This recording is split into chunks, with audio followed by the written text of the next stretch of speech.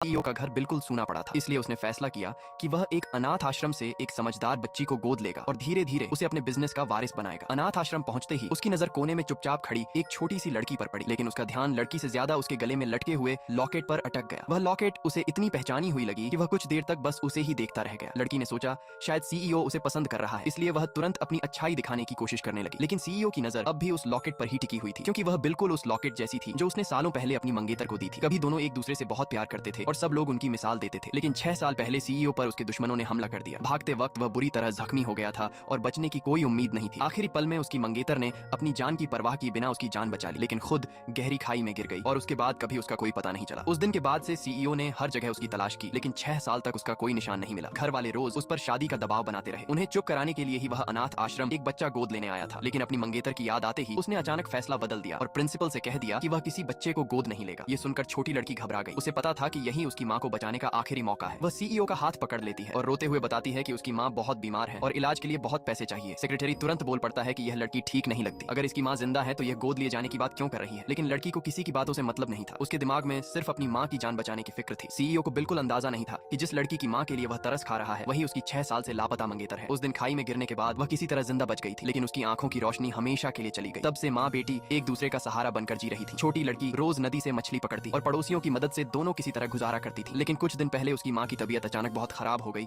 और वह खून की उल्टी करने लगी। हर जगह से हारकर लड़की मदद की उम्मीद में अनाथ आश्रम पहुंची थी। सीईओ उसकी हालत देखकर चेक निकालने ही वाला था कि सेक्रेटरी ने फिर रोक दिया और कहा कि इसकी बातों पर भरोसा मत कीजिए। सीईओ कुछ देर सोचता रहा, फिर उसने लड़की को एक मौका देने का फैसला किया। उसने कहा, अगर तुम सच बोल रही हो तो मुझे अपनी माँ के पास ले चलो। अगर सब सच निकला तो मैं तुम दोनों की मदद जरूर करूंगा। लड़की खुशी से सीईओ को अपने घर की तरफ ले चलती है। इसी बीच सेक्रेटरी को अनाथ आश्रम में वही लॉकेट जमीन पर पड़ी मिल जाती है जो लड़की के गले में थी। उसने उसे उठाकर अपने पास रख लिया, लेकिन जब सीईओ लड़की के घर पहुंचता है तो वहां उसकी माँ कहीं भी नजर नहीं आती। लड़की घबराकर बताती है कि जब वह घर से निकली थी तब माँ बिस्तर पर ही थी। उसे समझ नहीं आ रहा था कि वह अचानक कहाँ चली गई। सीईओ को लगा कि लड़की ने उसे झूठ बोला है। वह निराश होकर वहां से लौटने लगता है, जबकि उसे बिल्कुल पता नहीं होता कि असली सच अब उसके बहुत करीब आ चुका है। असल में लड़की की अंधी माँ को गांव की एक चालाक लड़की धोखे से घर से बाहर ले गई थी। उसने झूठ बोला कि तुम्हारी बेटी नदी में गिर गई है और उसकी जान खतरे में है। अपनी बेटी का नाम सुनते ही वह बिना कुछ सोचे नदी की तरफ दौड़ पड़ी। अंधी होने की वजह से वह तेज बहते पानी में उतर गई और खुद डूबने लगी। खुशकिस्मती से छोटी लड़की वक्त पर वहां पहुंच गई और अपनी पूरी ताकत लगाकर माँ को पानी से बाहर निकाल लिया। दोनों की जान तो बच गई, लेकिन उन्हें बिल्कुल पता नहीं था